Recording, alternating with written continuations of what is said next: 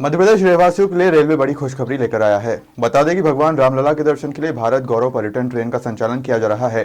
जो भी भगवान रामलला के दर्शन करना चाहता है वो Indian railway catering and RICTC से टिकट बुक करा सकते हैं। भारत गौरव पर्यटक ट्रेन का संचालन 15 जून को रामनी कमलापति से पुरी गंगासागर काशी यात्रा के साथ रामलला दर्शन के लिए रवाना होगी। मौसम का रुख चौंकाने वाला है। एक और आंधी बारिश हो रही है तो दूसरी ओर सूर्यदेव का प्रकोप जारी है। गुरुवार को भी मौसमी प्रणालियों के असर से बादलों की आवाजाही बनी रही, लेकिन गर्मी भी चरम सीमा को छूती रही। मौसम विभाग के अनुसार शुक्रवार को भी जबलपुर सहित संभाग के जिलों में आंधी व बारिश के आसार हैं। 26 मई से गर्मी का असर फिर बढ़ने की संभावना है। ड्राइविंग लाइसेंस बनवाने वालों के लिए बड़ी खुशखबरी है। 1 जून से ड्राइविंग लाइसेंस बनवाने के जो नए नियम लागू हो रहे हैं उनके बाद ड्राइविंग लाइसेंस बनवाने के लिए RTO में टेस्ट देने की जरूरत नहीं होगी। आप अपना driving licence private training centre या फिर ड्राइविंग स्कूल से भी बनवा सकेंगे। ऐसा होने से लोगों को दलालों व RTO के बार बार चक्कर लगाने से छुटकारा मिलेगा। सड़क परिवहन और राजमार्ग मंत्रालय ने भारत में ड्राइविंग लाइसेंस बनवाने के लिए नए नियमों की घोषणा की है। लोकसभा चुनाव परिणाम के बाद मध्य प्रदेश की 9 विधानसभा सीटों पर उपचुनाव की स्थिति बन सकती है। इनमें से कुछ सीटों पर जहां मौजूदा विधायक चुनाव लड़ रहे हैं तो कुछ सीटें ऐसी है जहां से कांग्रेस विधायक भाजपा में शामिल हो चुके हैं।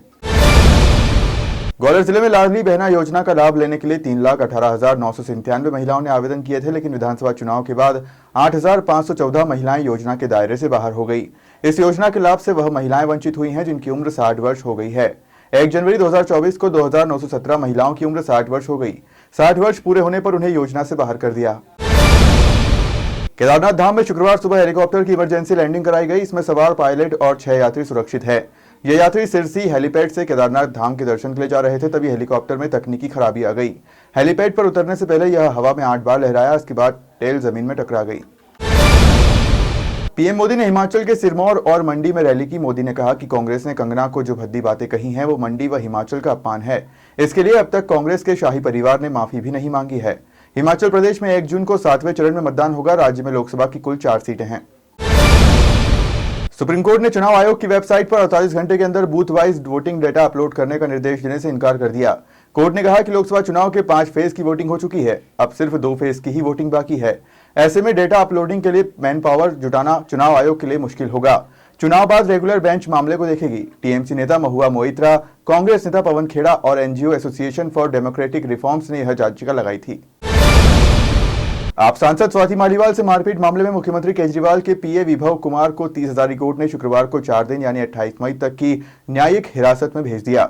बीती 18 मई को दिल्ली पुलिस ने विभव कुमार को गिरफ्तार किया था। इसके बाद 19 मई को 30,000 कोर्ट में पेश किया था। कोर्ट ने 5 दिन की पुलिस कस्टडी दी थी। दिल्ली पुलिस PA विभव कुमार को लेकर आईफोन का डेटा रिकवर करने के लिए मुंबई भी लेकर गई थी।